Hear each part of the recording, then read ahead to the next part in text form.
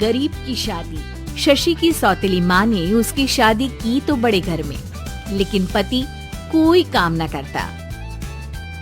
आप ससुर जी के साथ काम पर क्यों नहीं जाते? हाँ जाऊंगा, लेकिन कल से। आज जरा मैं दोस्तों के साथ घूमने जा रहा हूँ। शशि के 2 बच्चे होते हैं, लेकिन रमेश का हाल वैसा का वैसा ही रहता है। एक दिन, सुनिए ना, बच्चा रो रहा है, इसके दूध के लिए पैसे नहीं है। अरे तो पिताजी से ले लो ना। क्यों? अगर आप में कमाने की क्षमता नहीं थी तो शादी क्यों की? तभी घर आई बड़ी ननद बोल पड़ती है। आहा, तुम्हारी माँ को साफ साफ कह दिया था कि लड़का ना कमाता है ना कभी कमाएगा। हम 4 बहनें हैं इसका ख्याल रखने के लिए, और पिताजी का इतना सारा पैसा, तुम्हें किस चीज की कमी रखी है? लेकिन थोड़े ही सालों में तकदीर बदल जाती है। शशि का ससुराल गरीब हो जाता है। सब बिकने के बाद शशि अपने पति, बच्चे और सास के साथ किराए के मकान में आ जाती है। मैं कोई नौकरी करना चाहती हूँ दीदी। अरे इतने बड़े घर की बहू थी शशि, तुम नौकरी करोगी? नहीं नहीं नहीं नहीं। नहीं करूँगी तो घर कैसे चलेगा? बच्चों को भी तो पालना है ना। तभी शशि का भाई आ जाता है। शशि, ये ले राशन का सामान, किसी भी तरह की कोई भी जरूरत हो तो बताना। भाई, अब मैं नौकरी करूंगी। देख बहन, वैसे तो मैं तेरे साथ हूँ, लेकिन हाँ, मैं ये भी चाहता हूँ कि तू अपने पैरों पर खड़ी हो जा। शशि को एक प्ले स्कूल में छोटे बच्चों को संभालने की नौकरी मिल जाती है। एक दिन, शशि, मेरे स्कूल को अब तुम संभाल लो, मैं कुछ दिनों के लिए अपने बेटे के पास जा रही हूँ। लेकिन प्ले स्कूल अकेले मैंने कभी नहीं संभाला है। अब ये सब मैं नहीं जानती। इतने महीनों में तूने जो देखा, बस पूरे आत्मविश्वास के साथ उसे करना। शशि नीलम के जाने के बाद पूरे 1 महीने उसका स्कूल अकेले संभालती है, और फिर एक दिन आता है जब वो अपना खुद का स्कूल भी खोल लेती है। वाह शशि, तुमने आज मेरा सर गर्व से ऊंचा कर दिया। तुम्हारा यही आत्मविश्वास तुम्हें बहुत आगे ले जाएगा। नीलम, बहुत आगे जाने की चाह नहीं है, बस ये छोटा सा स्कूल मेरे बच्चों की अच्छी शिक्षा में मेरी मदद करे, यही मैं चाहती हूँ।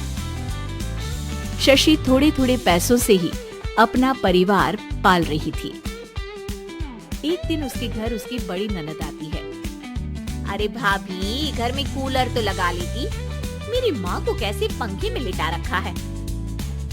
अरे तो शशि कौन सा एसी लगा कर सो रही है, वो भी तो यहीं रहती है ना मेरे पास।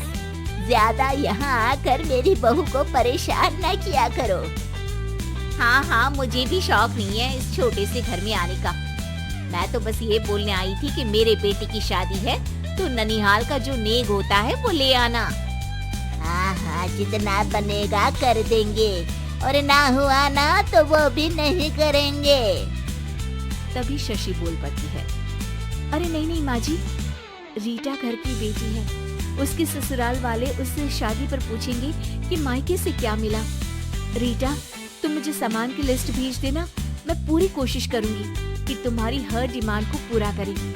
अच्छा, मैं खाना लगाती हूँ। शशि ये बोलकर किचन में चली जाती है। धीरे धीरे कर शशि किसी न किसी तरह अपनी सारी ननदों की डिमांड भी पूरी करती, बच्चों की ख्वाहिशें भी, और उनकी पढ़ाई के लिए पैसे जोड़ती। एक दिन जब शशि का बेटा 12वीं पास करके आता है। माँ, अब तुझे काम करने की जरूरत नहीं है, मैं अब कोई ना कोई नौकरी करके पढ़ाई भी साथ कर लिया करूँगा। शशि को लगता है कि बेटा और आगे पढ़ाई करे, लेकिन वक्त की मार के कारण वो बेटे को काम के लिए हाँ कर देती है। अब बेटा एक बैंक में चपरासी बन जाता है। लड़का देखने में तो बड़ा अच्छा है, अंग्रेजी भी पटर पटर बोलता है, फिर चपरासी क्यों? लड़का सारी बात मैनेजर को बता देता है। अच्छा, तो मैं तुझे एक मौका देता हूँ, तू यहाँ रहकर दूसरे डिपार्टमेंट का भी काम सीख। अगर तू किसी एक का भी काम अच्छे से सीख गया तो मैं तुझे यहाँ टेबल चेयर में बैठने वाली नौकरी दे दूंगा। लेकिन एक दिन शशि की ननद उसे फोन करती है। अरे भाभी, देखो मायका तो मेरा तुम लोगों से ही है। मैंने आपके बेटे और मेरे भतीजे प्रदीप के लिए यहाँ एक नौकरी देखी है। पूरे 5,000 मिलेंगे। वैसे करता ही क्या है, चपरासी ही तो है ना। कोई बात नहीं रीटा, मैं उसे इस शहर के बाहर नहीं भेजना चाहती हूँ। बाकी वो शाम को आएगा तो मैं पूछ लेती हूँ। वहीं प्रदीप मैनेजर की बात से खुश हो जाता है और मैनेजर के काम पर ही नजर रखने लगता है। वो उनकी तरह के पेपर पढ़ता, काम करता और आने वाले लोगों की बातें सुनता। एक दिन बैंक में ऑडिट वाले आते हैं। ये गलत है, पूरी बैलेंस शीट नहीं मिल रही है, कहीं ना कहीं गड़बड़ है। ए मैनेजर, क्या करते हो? बैंक के पैसों का हिसाब सही नहीं है। मैनेजर के पसीने छूट जाते हैं। तभी प्रदीप वहाँ जाता है। अब क्या मैं ये बैलेंस शीट देख सकता हूँ? अरे बेटा मजाक नहीं, जाओ पानी लेकर आओ एक गिलास। प्रदीप मैनेजर को पानी लाकर देता है और फिर ऑडिटर से कहता है, देखिए सर, मैं आपको बता सकता हूँ कि कैसे बैलेंस शीट को आप लोग गलत तरीके से जोड़ रहे हैं। ऐसा बोलकर प्रदीप एक एक कर सारे डाउट क्लियर कर देता है। अरे हाँ, ये तो पॉइंट हमने देखे ही नहीं थे। गुड, कौन है ये बच्चा? तभी मैनेजर बोल पड़ता है, अब हमारे यहाँ अकाउंट में नया आया है। ऑडिटर के जाने के बाद, वाह प्रदीप, आज तो तुमने मेरी नौकरी बचा ली। और आपने भी तो मेरी नई नौकरी लगा दी, अकाउंटेंट की। बस फिर क्या था, प्रदीप ने एक बार जो सफलता की सीढ़ी चढ़ी, बस चढ़ता ही चला जाता है। फिर एक दिन शशि की ननद, अरे भाभी कैसी हो? घर को तो बड़ा ही सुंदर चमका रखा है। अरे बेटी, कैसे आना हुआ? तू तो इस छोटे से घर में आना भी नहीं चाहती थी। कोई खास काम है क्या? हाँ, वो माँ, मेरा जो मजला बेटा है ना, वो अकाउंट से पढ़ाई कर रहा है, तो प्रदीप से बोलकर उसकी भी कहीं अच्छी नौकरी लगा दो ना।